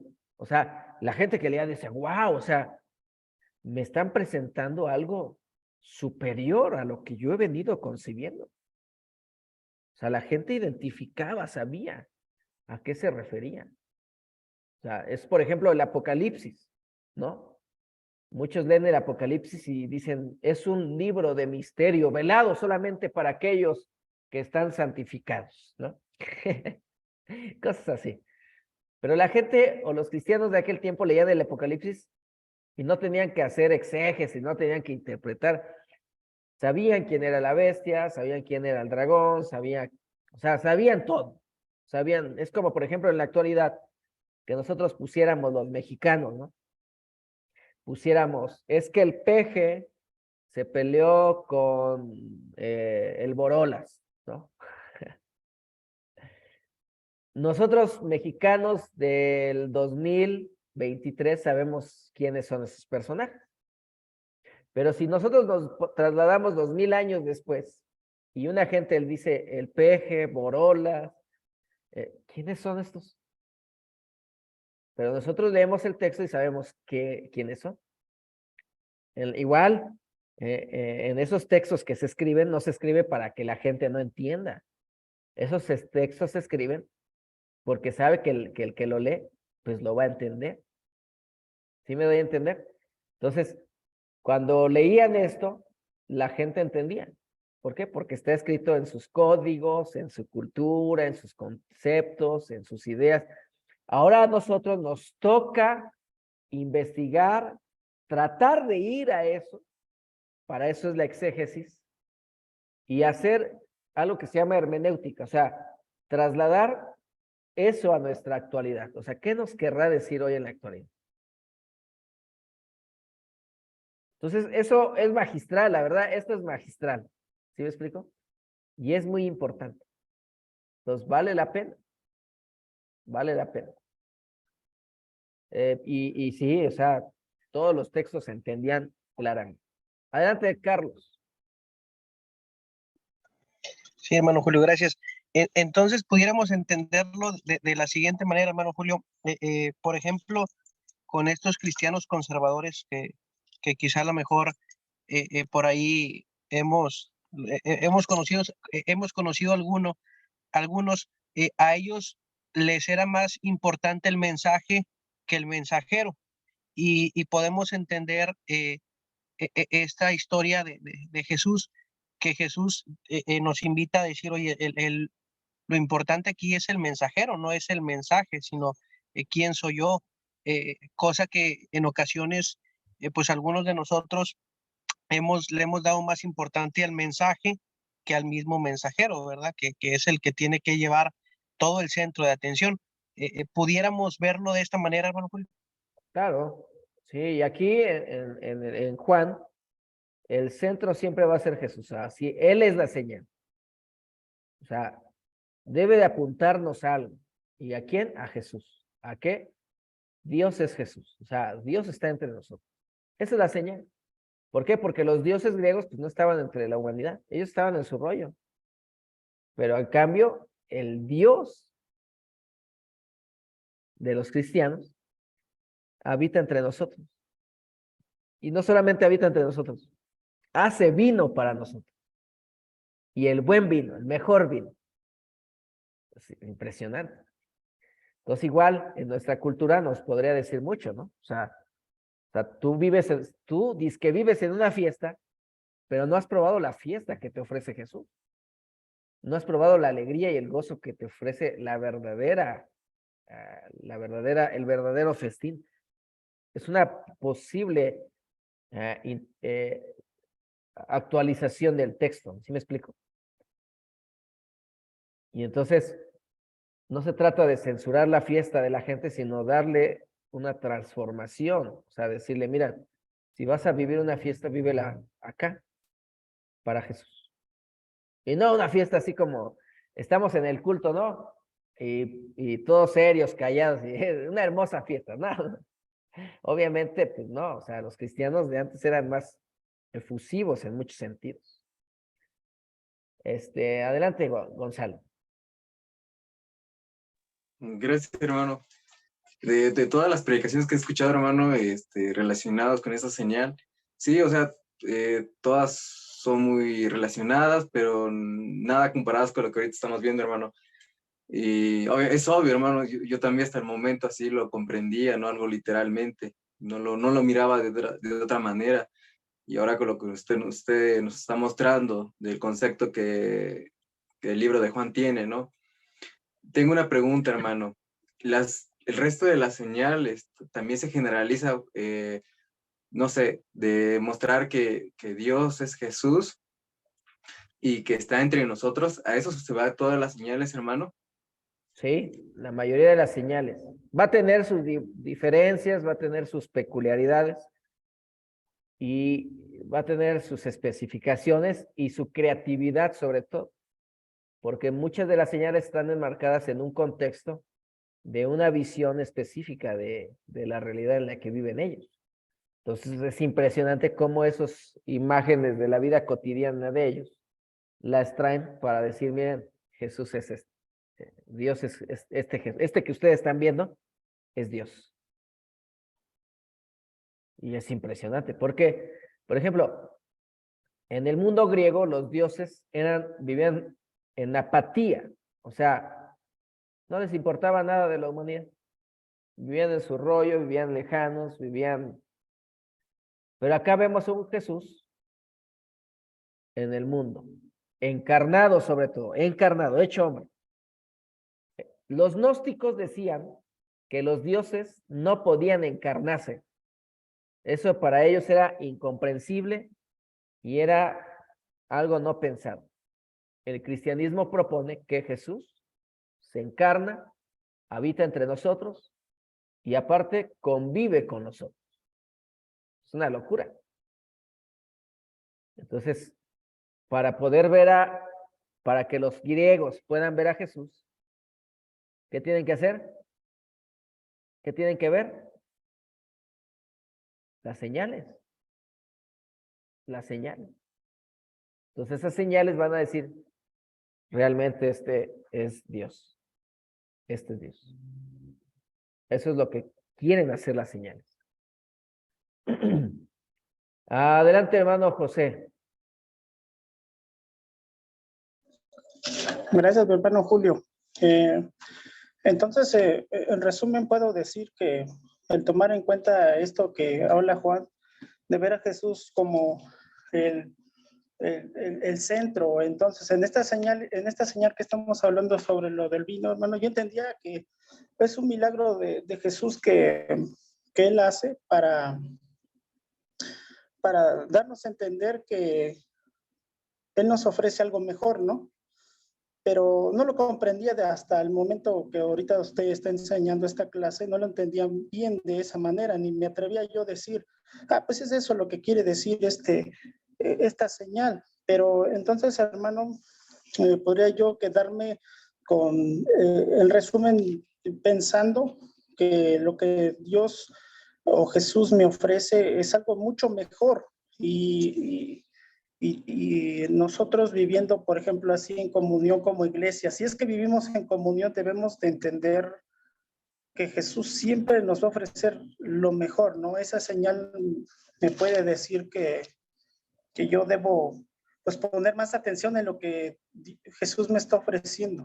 No nada más es de ver, pues hizo un milagro, porque la verdad, le voy a ser sincero, hermano, yo leo y digo, qué bonito milagro, pero muchas veces hasta ahí queda mi pensamiento, no veo más allá, más el trasfondo, por ejemplo, lo que ahorita estoy explicando, de que, pues, ¿qué me quiere decir esto? Entonces, hermano, yo me puedo quedar con el pensamiento de que todo lo que pueda leer de Jesús lo debo de interpretar como una señal, no nada más como lo que dice, sino lo debo de buscar más allá de eso. Eso es bueno, hermano.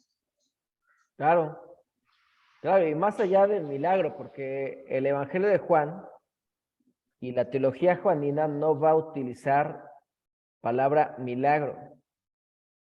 O sea, por eso, si nosotros decimos el milagro de que convirtió el agua en vino, ya está incorrecto, porque no es un milagro, es una señal.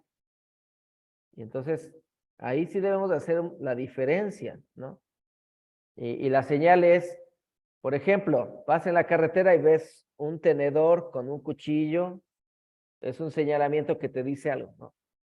Ves en la carretera y trae como una flecha con así curveada, te está diciendo algo. Igual esas señales te están apuntando a una realidad. ¿Cuál es la realidad? Que Dios es Jesús. Es una señal, nada más es una señal. Entonces, para ver a Jesús y para entender a Jesús, tienes que ver la señal. Y el milagro no, el milagro nada más es un evento extraordinario que facilita la plenitud del hombre. Y ya, el hombre se ve beneficiado. Y acá no. Acá no. Acá el punto es que veas a Dios en la tierra. Ese es el punto, esa es la diferencia. Y esta es una forma. Ajá. Sí, mi hermano, le soy sincero, lo expreso así como milagro porque así lo he aprendido y por no estudiar más, no profundizar más, me quedo más con eso, como el milagro. Y ahorita se está hablando como ver la señal que Jesús quiere dar a su iglesia, por ejemplo, a mí primeramente y después pues a todos los que participen y quieran aprender de esta enseñanza que da Jesús. Por eso yo expresaba a mi hermano el milagro, porque así lo conozco. No, pues el milagro. Jesús hizo el milagro de que convirtió el agua en vino y nada más. Hasta ahí muchas veces quedaba Dios es milagroso y nada más. No veía más allá el trasfondo del mensaje, la señal que usted me está enseñando en esta clase pues en lo que puedo entender, hermano. Gracias. Muy bien, sí, pero hay que quitarnos esa palabra de milagro para no confundir la teología. Es importante utilizar, ahorita que estamos estudiando, ya sabemos, ¿verdad? ¿Qué pasó ahí? ¿No? ¿Y por qué? ¿Cuál es la diferencia?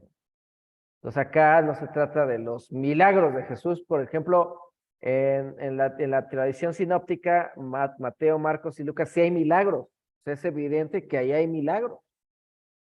Pero ya les dije que no es un género literario. Pero en la tradición juanina hay señales. Es muy diferente. Y sí hay que hacer una diferencia. Porque por eso la clase de hoy, precisamente, la finalidad es ver los énfasis de esta teología, los énfasis que tiene esta teología juanina, que es muy diferente a las otras formas de concebir el cristianismo, ¿no? Pablo es muy diferente, Mateo es muy diferente, Marcos, etcétera. Juan es peculiar, es único en su forma de comprender la fe cristiana, ¿no? Y obviamente, más adelante, cuando estudiemos cartas universales, y si la tienen conmigo, vamos a ver más a profundidad el contexto histórico y social, filosófico del mundo juánico, donde hay un gran diálogo con un grupo que se llama el gnosticismo, y quizá ahí podamos comprender más.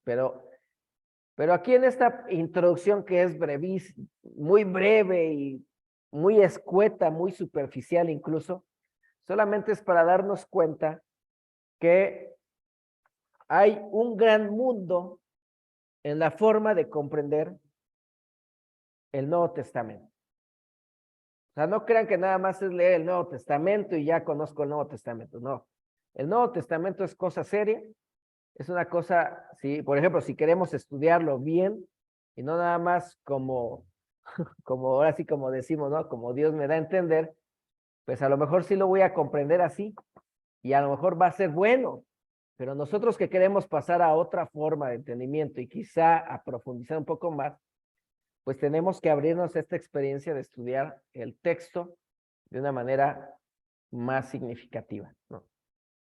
Entonces, imagínense, yo les voy a decir algo. Si con todo esto que ustedes van aprendiendo, siguen predicando con la pasión con la que está sensacional. Está sensacional. O sea, porque ahora tienen un desafío. Ahora el desafío es que con estos recursos puedan llevar reflexiones a sus comunidades cristianas más profundas, más relevantes, ya no tan superficiales como lo que a veces escuchamos en cada transmisión y cada sábado, que dices, ah, caray, o sea, ¿cómo es posible que se siga diciendo eso, no? Pero ya nosotros, con todo lo que sabemos, ya no podremos seguir diciendo cosas superficiales. Ahora sí, tenemos muchas herramientas para predicar cosas que valen la pena y que van a liberar a las personas, que les van a ayudar a crecer, a ser mejores, a vivir un cristianismo más satisfactorio, más pleno, más íntegro. O sea, ustedes ya tienen herramientas como para seguir repitiendo los patrones que se han dado por mucho tiempo. Ahora ustedes cuentan con bases para enseñar cosas muy profundas y a la vez sencillas. Pero eso también es una tarea y es un esfuerzo que ustedes deben de hacer. Porque si en una de esas yo veo que ustedes dicen cosas que no hemos visto aquí, en ese momento los bloqueo de las redes sociales. Adiós. Ya no los dejo ingresar a la clase. Porque no puede ser que después de ya, no sé cuánto tiempo llevan, medio año reflexionando ya, o un año, ¿cuánto? Medio año, ¿verdad? No, o sea, ya a estas alturas ya su reflexión ya va avanzando, va avanzando. Ustedes deben de ir creciendo en eso, deben de ir transformando sus reflexiones. Ya no pueden seguir diciendo lo mismo. Ya no voy a querer hablar. Hermano Julio. Sí, hermano Carlos. Una pregunta, quizá a lo mejor se me pasó, perdón. Solamente del libro de Juan vamos a cambiar la palabra milagro por señal, solamente en el libro de Juan, ¿verdad? Solamente en el libro de Juan, en la teología juanina. Ok. La teología juanina es el libro de Juan, el Evangelio de Juan, las cartas de Juan, okay. Y si acaso a veces el Apocalipsis. Ok. En Mateo, Lucas y Marcos sí aparecen milagros, pero tienen un sentido y una razón. No es como lo entendemos hoy el milagro, ¿ya? No es necesariamente como lo entendemos hoy.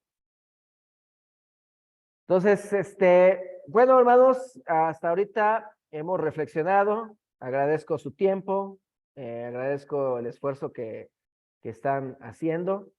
Si ustedes quieren profundizar, ahorita que nos pregunta el hermano Tomás qué libros les recomiendo, pues hay muchos. Pero el libro más sofisticado para hablar de teología juanina es la obra monumental y fantástica de un personaje llamado Raymond Brown. Así se llama.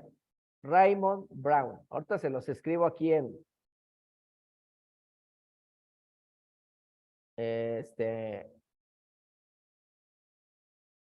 en el chat.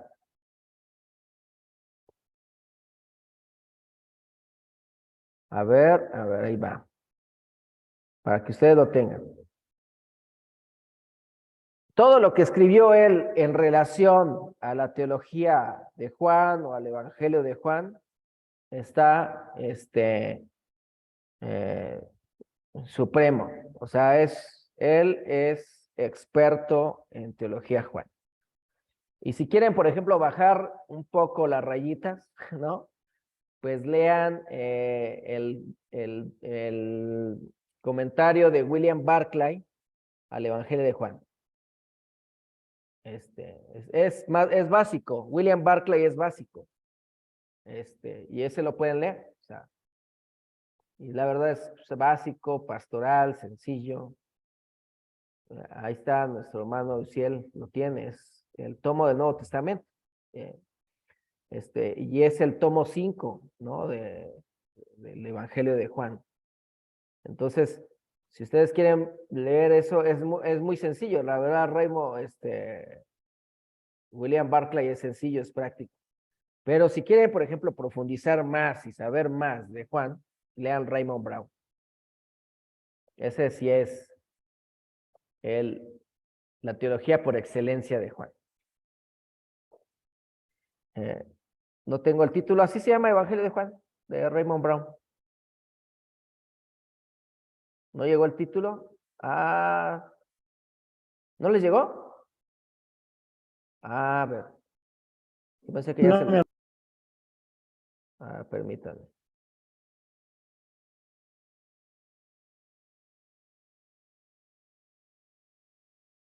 ¿Quién sabe qué hice?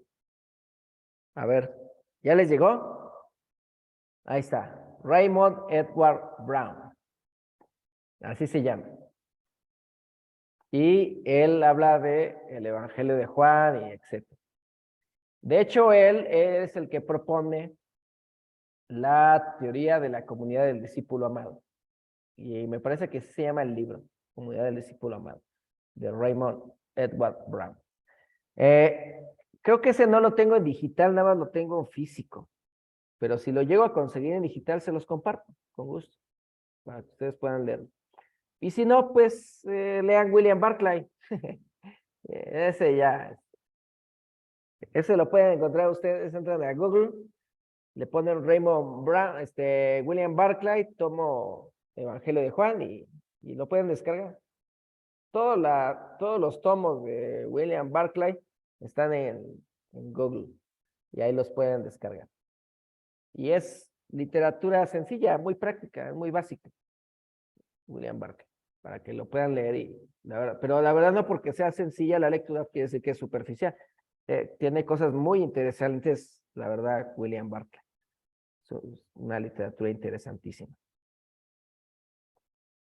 Muy bien, hermanos, les mando las diapositivas para que ustedes puedan reflexionar y la próxima semana estaremos reflexionando algo que se titula Cristianismo o Cristianismos. Vamos a estar reflexionando eso y les voy a dar una lectura en relación precisamente a esto que les estoy comentando y es una lectura de un personaje que se llama Antonio Piñero que se llama Cristianismos derrotados. Ahí les voy a dar indicaciones de lo que van a leer. Bueno, hermanos, el Señor les bendiga, que tengan un excelente descanso y nos mantenemos en contacto. Bendiciones a todos. A vos, paz, hermano. Gracias, hermano Julio. Que descansen.